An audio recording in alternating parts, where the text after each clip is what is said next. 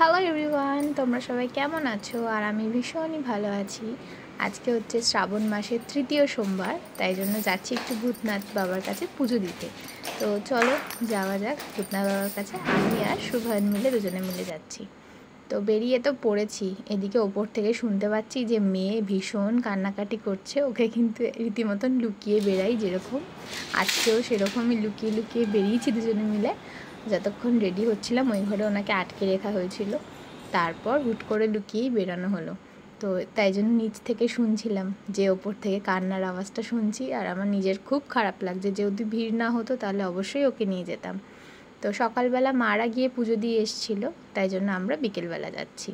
তো এইটা বিকেল বলা ভুল, এটা রাত অনেকটাই রাত হয়ে গেছে। তোমাদেরকে বলছি তার আগে দেখো, সামনেই যেহেতু রাখি, রাস্তায় যেতে যেতে দেখছিলাম কত রাখির দোকান।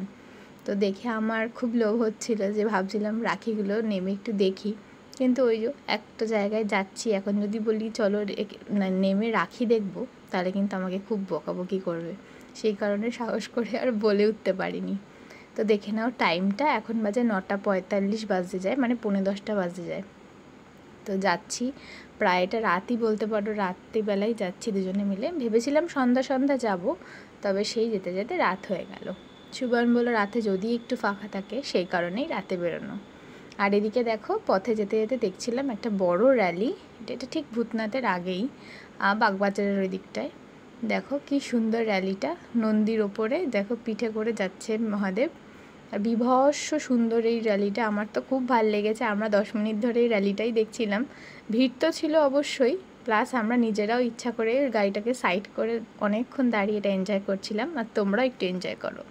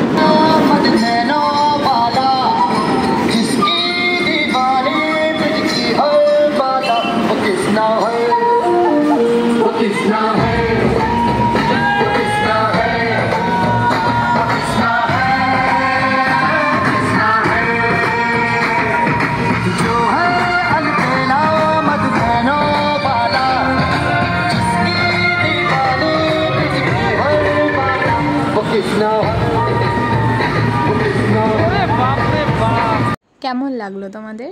আমার তো ভীষণ ভাল লাগলো, তাই জন্য তোমাদের সঙ্গে কিছুটা ক্লিপ শেয়ার করলাম। আর নাচটা তো অসাধারণ নাচ ছিল।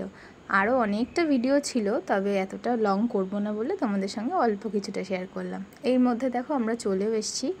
তো অনেকটা দূরে আমরা গাড়িটা রেখেছি, এখন এখান থেকে হেঁটে হেঁটে যাচ্ছি। ভেবেছিলাম একটু আগেই রাখবো, সুভান বলো যদি আগে গিয়ে জায়গাটা না পাই, তার থেকে বলো সেফ সাইডে রাখাই ভালো, একটু দূরে থাক, আমরা দুজনে হেঁটে হেঁটেই চলে আসবো। তো দেখো, শ্রাবণ মাসে সকালবেলা পুজো দেওয়া, রাত্রিবেলা পুজো দেওয়া, এই দুটোর মুগ্ধতা দুটো রকমের। দিনের বেলা একরকম সুন্দর, আর রাত্রিবেলা আরেক রকমের সৌন্দর্য। দেখো কোন দোকান থেকে মালা কিনি সেটা আমরা খুঁজেই পাচ্ছি না। আমরা গেলে যেই দোকান থেকে সবসময়ের জন্য কিনি, সেই দোকানটাই আমরা গুলিয়ে ফেলেছি এত ভিড় দেখে। তো শুভন বললো এখন চিনে উঠতে না পারলেও যেটা দেখে খুশি মনে হচ্ছে সেখান থেকেই একটা ডালা নিয়ে নিই। তো দেখলে ডালাটা নিয়েই নিলাম। তখন সেই সময়টা একটু জুতো টুতো রাখার ব্যবস্থা করছিলাম বলে তোমাদের সঙ্গে আর ভিডিওটা নিতে পারিনি। তো বিভৎস ভিড় তো হবে জানা কথা।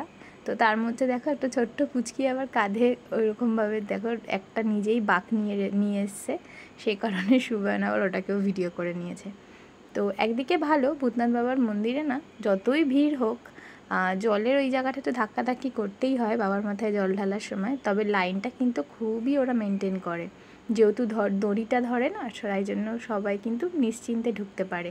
এমনি মারপিট মানে ধাক্কাধাক্কি সেই রকম ব্যাপারটা হয় না, অন্তত আমি যতবার পুজো দিয়েছি হয়নি। তো দেখো মন্দিরের ভেতরে ঢুকেই গেছি।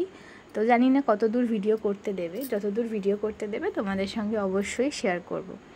আর এখানটায় দেখো একদমই লাইনের কোনো ঠিক ঠিকানা নেই, যে যার পিছনে পাচ্ছে ঢুকে যাচ্ছে। তবে মন্দিরের অনেকটা ভেতরে ঢোকার পর এই যে দেখো সুন্দর করে 7টা 8টা প্যাচভাবে গেছে রেলিং দিয়ে। তো এখানে কিন্তু ভালোভাবেই লাইন। তো যাই হোক, পুজো দিয়ে তো বেরিয়ে পড়লাম। বেরিয়েই কিন্তু হনুমান মন্দিরে গেলাম। এটা অনেক পুরনো হনুমান মন্দির। তো যখনই আসি আমি কিন্তু এখানে একবার করে দর্শন করি। তোমরাও যাও কি না আমাকে একটু কমেন্ট বক্সে জানিও। তো যাই হোক, এখানে দুজনে মিলে একবার টিপও পরে নিলাম। টিপও পরে দুজনে মিলে একটু সেলফি তোলার চেষ্টা চলছিল। সেদিকে আবার ঝগড়াও লেগে যাচ্ছিলো, কেননা শুভায়নের টিপটা সুন্দরই পরানো হয়েছিল আর আমার টিপটা বেঁকা। তো যাই হোক, ওখানে দুজনে ছবি তুললাম, রাগারাগি করলাম ওর ওপরে। তো তারপরে দুজনে মিলে একটু চা খেতে চলে গেলাম। চা খেলে মনটা একটু খুশি খুশি লাগবে। শুভায়ন বললো চলো রাগ করো না, আমি তো আর পড়াইনি, যে পড়িয়েছে তাকে এখন আবার খুঁজতে হবে ভিড়ের মধ্যে, তার থেকে চলো চা খাও, মাথা ঠান্ডা করো। তো এই যে চা খাচ্ছি, কেশর দেওয়া চা। এই দোকানটা কিন্তু আমার খুব এখন ফেভারিট হয়ে গেছে। তো আমার একটা বন্ধুর থেকেই এই দোকানটা আমরা চিনেছি, তারপর থেকে আমরা এই দোকানেই চা খাই। তা দেখো, লিট্টির জন্য দাঁড়িয়েছিলাম বেশ অনেকক্ষণ, কিন্তু লিট্টির দোকানে মানে বিভৎস ভিড়, তাই জন্য আর বেশিক্ষণ দাঁড়ালাম না। শুভায়ন বললো পরে এসে খেও, মানে যখন ভিড় থাকবে না তখন, শ্রাবণ মাসটা কাটুক তারপরে খেও। তো তারপরে আমরা একটুখানি মেলা মতন বসেছে, সেগুলো একটুখানি দেখছিলাম এদিক ওদিক ঘুরে। তারপরে চোখে পড়লো এই নন্দী বাবাকে। এই নন্দীটাকে দেখছিলাম কোনটা নেব না নেব। তারপরে একটা আলটিমেট নিয়েছি, তোমাদেরকে পরে আমি বাড়িতে গিয়ে দেখিয়ে দেবো ওখানে। তারপরে তো ওখান থেকে কিছু খাওয়া হলো না, শুধু চাটাই খাওয়া হলো। তাই জন্য আমাদের অল টাইম ফেভারিট এদিকে এলে ডিম সেদ্ধ। তো অন্য সময় আমরা কুমারটুলি দিয়ে খাই, তবে এই দাদাটা কিন্তু কুমারটুলিতে বসেনি। এটা একটু আগে এসে, এই জায়গাটা কী জানি, এই জায়গাটা আমি চিনতে পারছি না এই মুহূর্তে। শুভানকে জিজ্ঞেস করে বলতে হবে। আর তোমরা যারা চিনতে পারছো তারা কিন্তু বলো অবশ্যই এই জায়গাটা কোন জায়গা। তো আমি অতটা নাম জানি না। দেখতেই পাচ্ছ দুজনে মিলে খাচ্ছি ডিম সেদ্ধ আর ঝাল ঝাল ডিম, মানে ডিমের ওপরে ঝাল ঝাল কাঁচা লঙ্কা দিয়ে। আমার তো ভীষণ ভাল লাগে, শুভায়নেরও খুবই পছন্দ। তো ওটাই খেয়ে চলে এলাম বাড়িতে। দেখতেই পাচ্ছ এদিকে মাও ফোন করছিল অনেকবার যে বাবু কাঁদছে, তোরা কখন আসবি। এদিকে বেজে গেছিলো 12:30। জানোই তো কত ভিড়, দেখলেই তো।